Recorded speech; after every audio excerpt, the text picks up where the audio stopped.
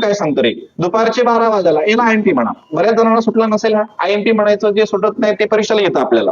दुपारचे 12 वाजायला बरोबर 12 वाजून घेतले मी. दुपारचे 12 वाजायला जितकी मिनिटे शिल्लक म्हणजे मायनस, मला माहित नाहीत मिनिटे, आपण काय म्हणू, एक्स म्हणूया.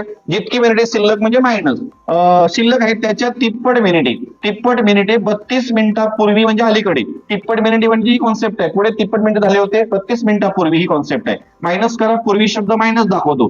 9 वाजून गेल्यानंतर झालेली होती तितकी मिनिटे निवडा, असे आपलं इक्वेशन बनतं. आता हे तासामध्ये आणि हे पण तासामध्ये, लक्षात तासामध्ये कॉन्सेप्ट आहे, तासामध्ये बाकी सगळं मिनिटामध्ये आहे. हे समान आहेत का? नाही, भिन्न असल्यामुळे आपण ते समान करून घेऊ शकतो किंवा पक्षांतर करू. हा तासातला 9 इकडे मायनस करा बरं. 9 मायनस होतील, 12तून 9 गेले, 3 राहिले.